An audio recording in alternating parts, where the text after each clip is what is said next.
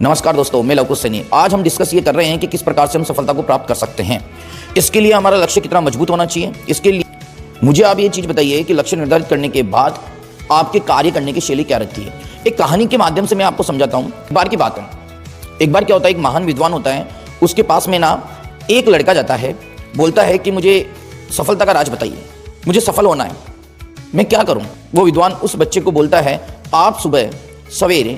आप सवेरे नदी के किनारे आ जाइए, वहां पे मैं आपको ये बताऊंगा कि आप किस प्रकार से सफल हो। ठीक है, ऐसा ही होता है। दूसरे दिन वो लड़का बताए समय अनुसार नदी के किनारे पहुंच जाता है, वो विद्वान भी वहां पहुंच जाते हैं। वो जब पूछता है कि आपने बोला था नदी के किनारे मैं बताऊंगा सफलता का राज, तो आप बताइए। बोलता है कि आप एक काम करिए। उस बच्चे को बोला जाता है, उस लड़के को बोला जाता है कि आप इस नदी की गहराई पता कीजिए।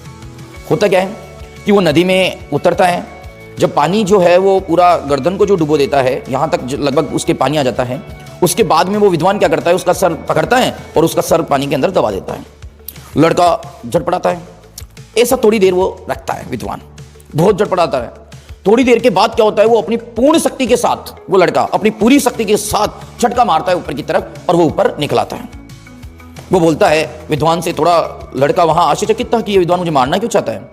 वो नदी से बाहर निकल के पूछता है कि हे विद्वान, मैंने तो आपसे सफलता का राज पूछा था और आप ये क्या कर रहे हो। उन्होंने बोला कि आपके प्रश्न का मैं उत्तर दे रहा हूं, आपके प्रश्न का उत्तर आपको मिल गया। बोले विद्वान मुझे समझाइए कैसे।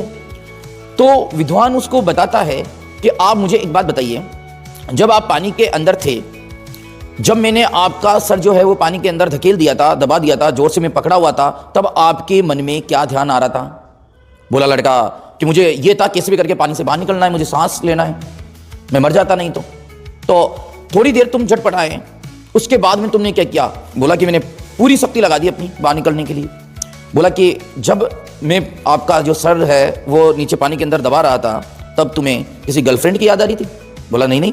कहीं और कोई बातें याद आ रही थी। बोला कि नहीं।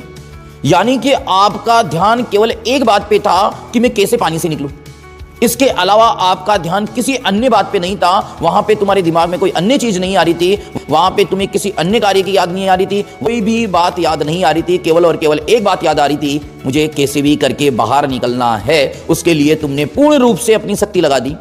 यानी कि सीधी सी बात यह है कि अगर सफलता प्राप्त करनी है, अगर सफल होना है, तो आपका जो लक्ष्य है उस पर अपनी पूर्ण शक्ति लगा दीजिए। लेकिन लक्ष्य को प्राप्त करने तक मध्य के अंदर कहीं भी आपकी रुकावट नहीं आनी चाहिए, कोई अन्य जो बातें हैं वो दिमाग में नहीं आनी चाहिए।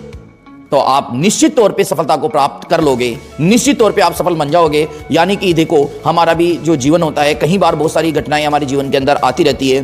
कई बार हम डिस्ट्रैक्ट होते रहते हैं, कई बार हम विचलित होते हैं हमारे पथ से, हम लक्ष्य के पथ से विचलित हो जाते हैं। कहीं सांसारिक जो बातें हैं, कहीं सांसारिक जो चीज़ें हमें आकर्षित करती है। मैं निश्चित तौर पर बता रहा हूँ, यदि आप सांसारिक जो आकर्षण है उसके अंदर नहीं लगते हुए लक्ष्य पे पूर्ण रूप से आपने शक्ति लगा दी, तो फिर मिलेंगे एक नई कहानी के साथ, एक नए मोटिवेशन के साथ। तब तक के लिए जय हिंद, जय भारत।